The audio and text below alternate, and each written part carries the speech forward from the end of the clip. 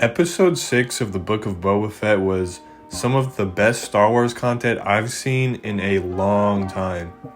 We got flashbacks, callbacks, and some unexpected but very welcome surprises. And I can't wait to see what is next, not only for this show, but just for Star Wars in general. But what's going on, guys? It's Matt here, and today we're going to be talking about episode 6 of the Book of Boba. I know this video is a little late to the party, but I've just been trying to get my thoughts together ever since I watched this episode, and my goodness, do I have a lot of thoughts. This probably isn't something I'm going to be doing, for every episode from now on, but after watching episode 6, I don't know, I just felt obligated to make some sort of video on it. I feel like it was one of those significant moments in Star Wars, and I just couldn't pass up talking to you guys about it. So if you enjoy this video and want more Star Wars content, remember to like, comment, and subscribe.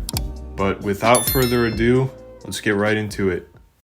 So the Book of Boba Fett has had its ups and downs so far, to say the least. I really enjoyed episode 1.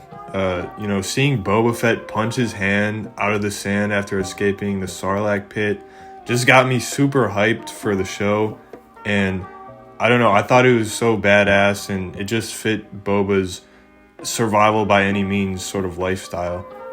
Episode 2 was cool. We got to see some more Hudson live action and Black Chrysanthemum.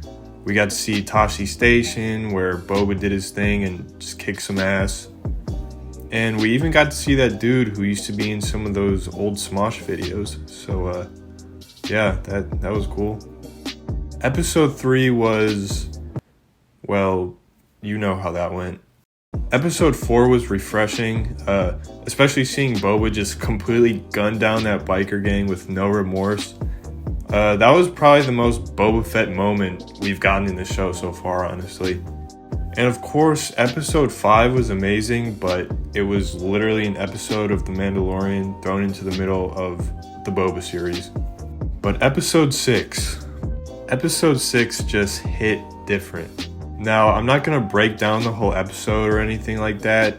If you want something like that, then go to Star Wars Theories channel. I'm just simply going to be talking about some of the main things that stood out and why this episode is so good for the future of Star Wars.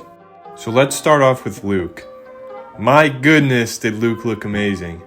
To be honest, I really wasn't expecting to see Luke, or for that matter, the Mandalorian or Grogu or anyone like that after episode 5. I thought that it would continue with Boba and that we would just see Din going to visit Grogu in season 3 of Mando. But when it cut to Luke at the top of the hill meditating with Grogu, I lost my mind. Not only at the fact that he was back, but how ridiculously good he looked. Now, I'm sure you all remember seeing Luke for the first time in The Mandalorian and how incredible it was. But I'm sure you also remember his face looking a little something like a Snapchat filter. But of course, this was overshadowed by the sheer enjoyment and awe of what was happening.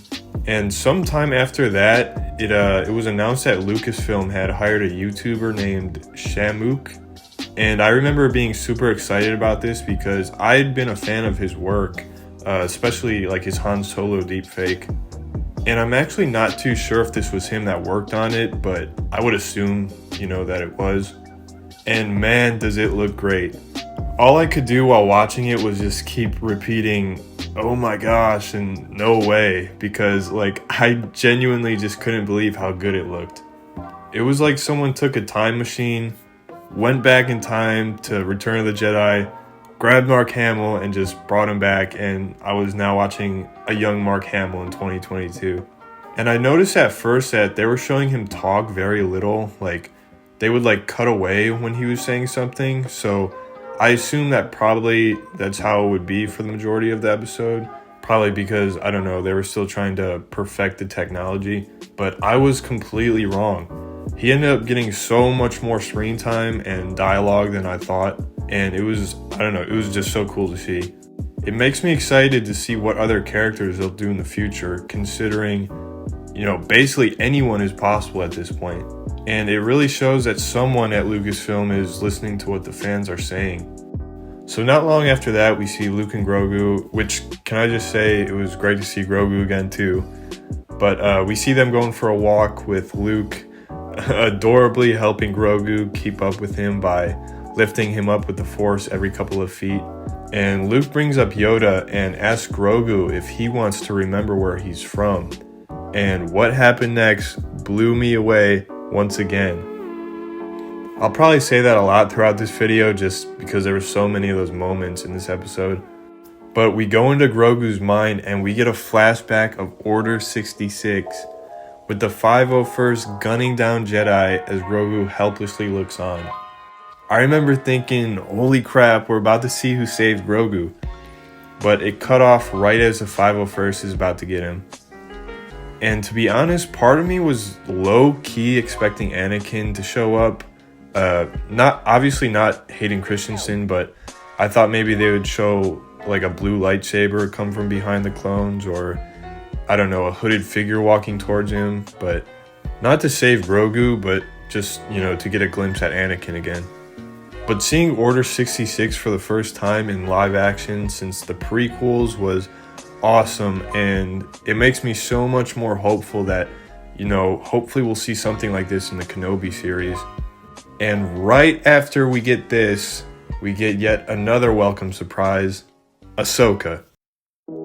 Knowing that Luke and Ahsoka finally met each other had me geeked out. It was so cool to see, and I kind of liked that they didn't show them meet or, explain how they met like right away, because I'm sure that's something that we'll see in the Ahsoka show or something like that. Again, this came so out of left field, and seeing Grogu training to become a Jedi with Luke while Luke Skywalker is talking to Ahsoka Tano face to face was like, I can't even put it into words how cool it was. And then when she called him Master Luke, and then she said this. So much like your father.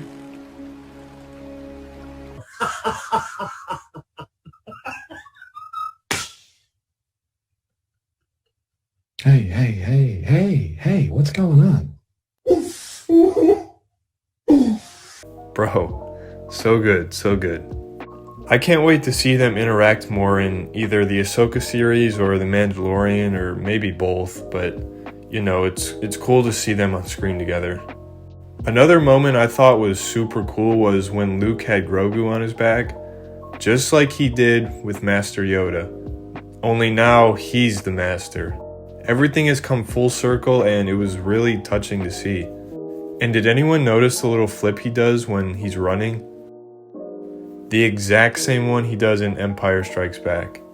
Seeing all these callbacks had me feeling some type of way, and I loved it. Especially anything that involves Luke. There's just a special place in a Star Wars fan's heart when it comes to Luke. Now, after all this, we go back to Boba and we see him and his crew, and we're reminded that we're actually watching a show about Boba Fett. The Mandalorian tells them that he knows some people that could help, and he travels to Tatooine to meet up with Cobb Vanth, which it was also pretty cool to see him too. He has a young deputy with him now, and can I be honest for a second? I low-key thought it was Han Solo for a split second. I don't know, I just did, I'm sorry. And I also thought Cobb was Han in the very beginning when he pulled up on the Syndicate dudes and it showed his little holster, but yeah, anyways. Mando and Cobb talk things over, and Cobb reluctantly agrees to help Mando and Boba. Mando then flies away in his brand new Naboo starfighter, which is awesome, just in time for a new foe to appear. It cuts to a figure in a Western-style cowboy hat approaching in the far distance. Now, as soon as I saw the hat, I went absolutely crazy. I was thinking to myself, no freaking way. Cobb Vanth walks out into the street, and there he is. Cad Bane. Cad freaking Bane in live action.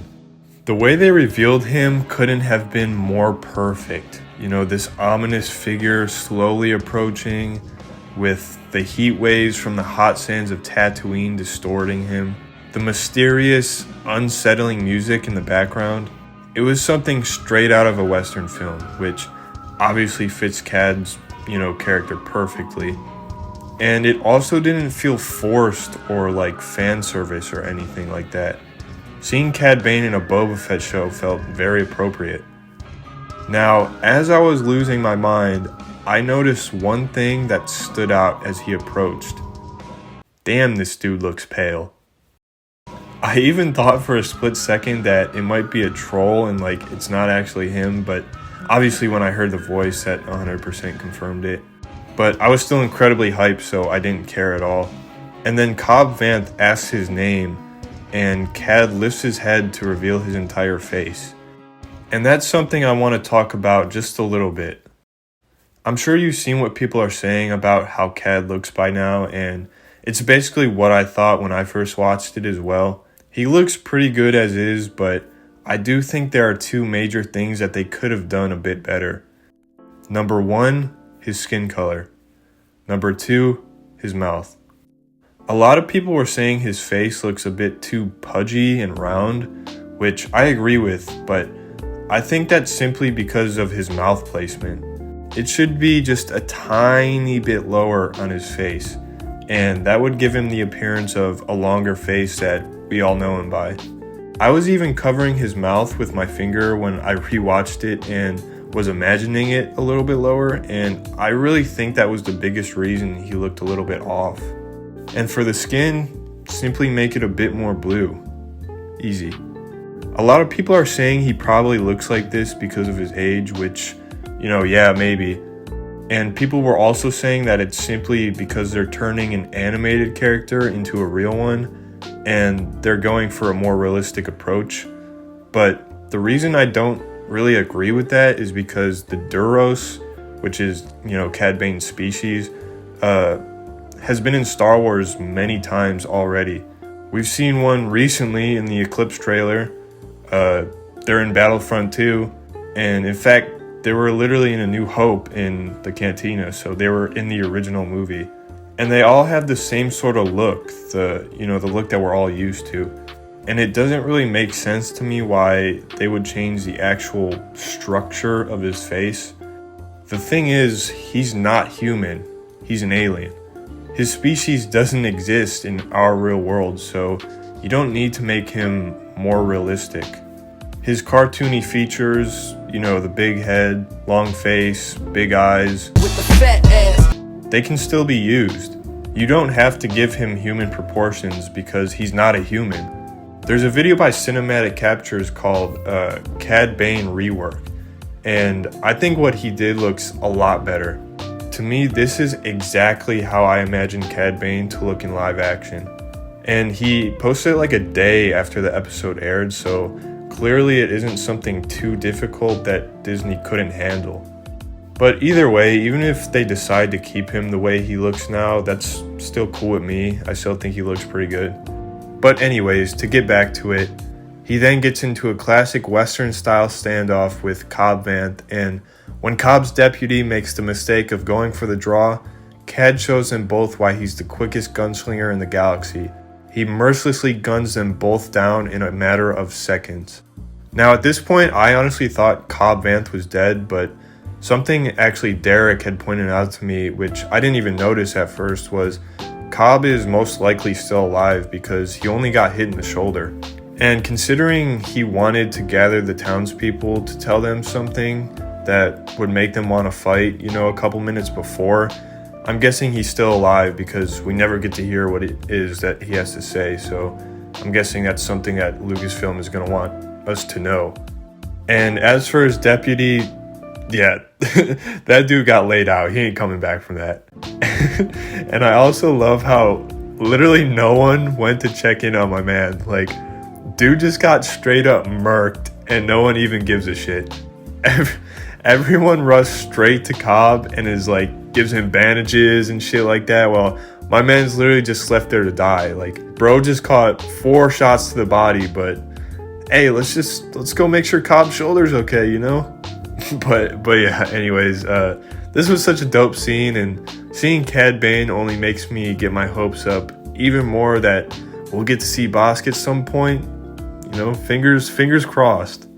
So after this all goes down, we go back to Luke and Grogu, where Luke gives Grogu the chain armor that Din wanted him to have. He then pulls out a lightsaber, but not just any lightsaber, Master Yoda's lightsaber. What? Yeah, when I saw this, I was super happy, but also very confused. It was another one of those moments that I wasn't sure if what I was looking at was actually what I thought, but then Luke ignites it and it's green, and he says that it belonged to Yoda. And the reason I was confused is because I actually have the Vader comic, and in the comic, Yoda's lightsaber is destroyed in a fire by Masamita. So, I don't know, obviously they retcon this unless somehow it got back to Yoda at some point, but I'm guessing it's simply just a retcon, which, is interesting. But Grogu is then given a choice. He can either take the armor and go back to Din Djarin, but he will no longer be allowed to train as a Jedi. Or he can take Master Yoda's lightsaber, but no longer be able to see Din, and he must focus on his training. Now, this was a bit strange to me, considering it was always my understanding that Luke built the new Jedi Order much differently than the old one. Obviously because of how dogmatic the Jedi of old were and what it led up to. Attachments was something Luke believed was okay. I mean, he even got married in Legends, so to hear him say that Grogu can't have an attachment to Din if he wants to be a Jedi was weird. But who knows, I'm sure there will be an explanation as to why he's thinking like this. Now, what do I think Grogu will choose? I'm not too sure. I could see it going both ways. But honestly, I'm leaning more towards him going back to the Mandalorian. The reason being because Grogu is so iconic to the Mandalorian show, and to not see him with Din, the whole time would be pretty weird. I feel like from a marketing standpoint, that's half the show missing. It would just feel incomplete. But I don't know, maybe they'll keep visiting him and Luke to show his progress like they did in this episode. Who knows. And another reason why I think it's more likely he'll pick the armor, and man, do I hate to say this, but I think they're trying to tie everything into the sequels. In the comic, The Rise of Kylo Ren, it's revealed that Kylo was Luke's first student in his academy. So since Kylo is technically his first student, it wouldn't make sense that Grogu would still be there, because that would obviously make Grogu Luke's first student. And this was something that Derek had also pointed out to me, and I totally forgot about. And man, did it disappoint me. But hey, considering they retcon Yoda's lightsaber being destroyed, maybe they'll retcon this as well and make Grogu his first student. I mean, technically they already did since he's training with him, so who knows? Who knows what they're going to do with that? Whichever way they decide to go with it, I think there's pros and cons to both. But I honestly feel like this decision has so much weighing on it for, the reasons I just said. If Grogu decides to train as a Jedi and they do retcon the sequel comic, that very well could mean that they will retcon other things and perhaps write a story that people will enjoy more than the sequels. So the episode ends and we're left on a huge cliffhanger, and when the credits rolled and I saw who directed this episode, it all made sense to me.